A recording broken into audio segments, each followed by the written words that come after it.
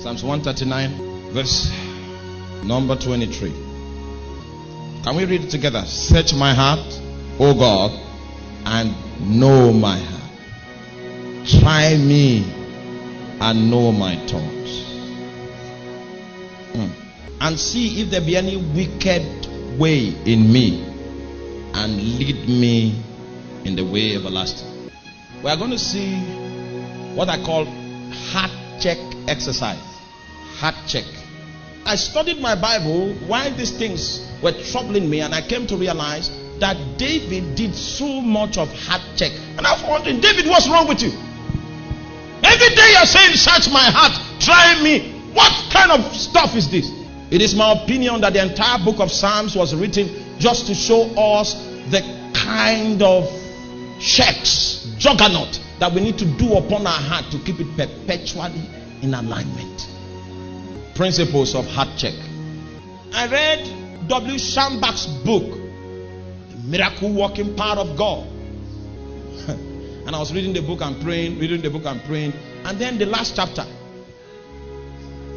personal things. I said, all right, no problem. He said, after you have followed all these things, there is one I don't know. Those ones are personal things. You have to go to God for God to reveal what is blocking the power. So I now went to God sincerely. Hey, I want to know. And I prayed and fasted for 3 weeks, and there was no answer. Then I went to preach on a crusade ground. I went to preach on a crusade ground, and a mad woman stumbled into the crusade. And the people in the environment knew she was mad, so they began to take off. And you know the preacher can't run, because they were filming me. If there was no camera, maybe you won't even know who is the preacher. But there was camera. So this mad woman came in, and even the ushers, I said, oh yeah, hold her. They took off. So at least somebody must march down there. So I had to march.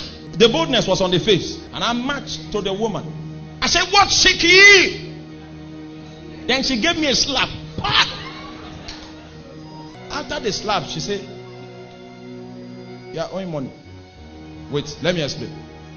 Now, many years ago, they were holding a crusade, and they used my bank to take the offering. And when they used my bank to take the offering, they forgot 1,000 naira, which I discovered when there was poverty, and I used it. And then when they were doing the crusade the next year, I went and gave them 1,000 naira, hoping that I had paid back. And then on the crusade ground, the woman said, you are owing money. And I said, all right, even if I'm owing, I'm not owing you. Owing my father. The woman was suspended like this and thrown, and the demon left. I now went back after the crusade to God. I said, am I owing money? He said, you're owing now. I said, no, I paid now. He said, that was your contribution for the crusade that year. You are still owing. See, search my heart. You don't know. So I went back and told them, I took your money. If I had put it in the bank, it would have yielded 3,000. So I gave them 3,000. You may not know what is holding you until you do like David, and you say, okay, Lord, okay, search me. You will find strange things. When you cry, He will open you with a light, a brilliant light that will pierce into the depth of your reality and bring out things and say, see, this is what has hindered alignment.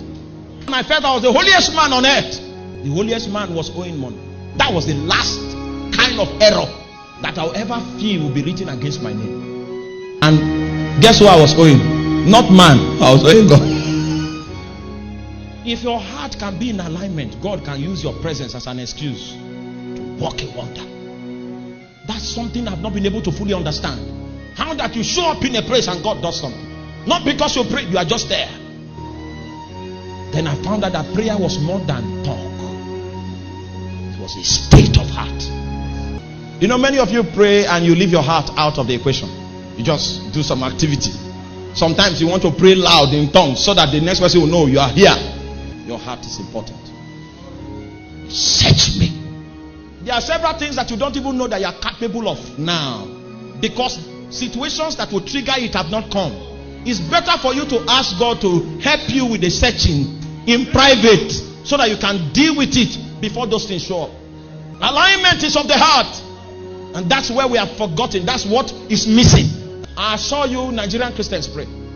But you see, we don't make, there's no power available. And that's why so many prayers going on. But after all the prayers, you don't find the Christianity on the street. Now it's indicative of the fact that the heart of the people praying is not in alignment with God. Sometimes when I stand up to pray for 1 hour, I'm doing heart check. You are praying and binding the demons in your village. Leave them. Leave them.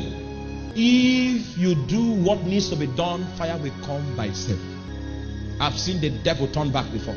He came for me. And he came for 10 years and he was consistent. Then after 10 years, he found out he would not win. Then after that, he now sent a lady from the water to train my part for 5 years. And after 5 years, when she didn't succeed, she now preached to me. I said, this is your God that you have served. Don't leave him. You don't know how hard the devil is willing to try to get your heart to shift. And when there's a shift, you become vulnerable. The wicked spirits of darkness can't stamp you. You will hear David say, examine me.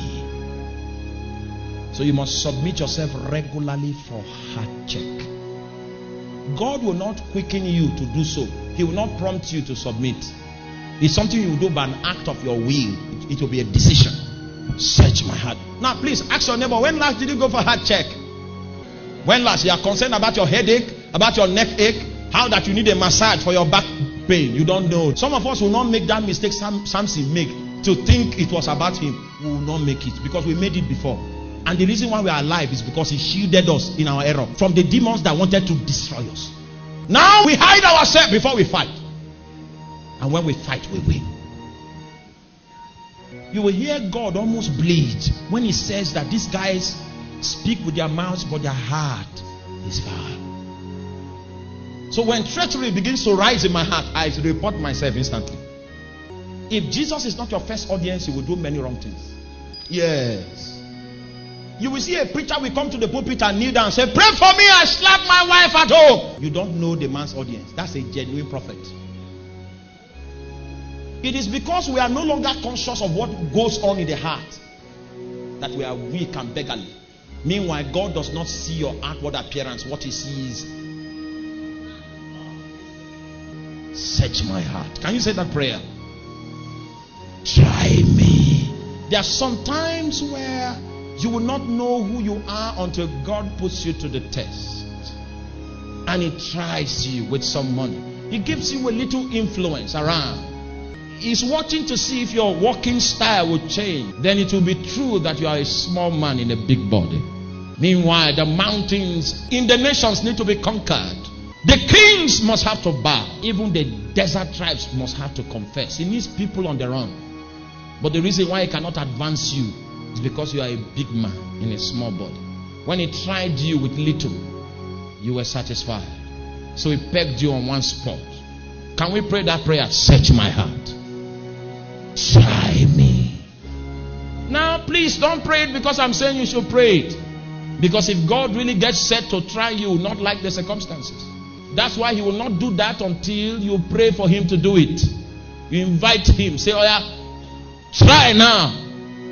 And you will see strange things. I counsel you.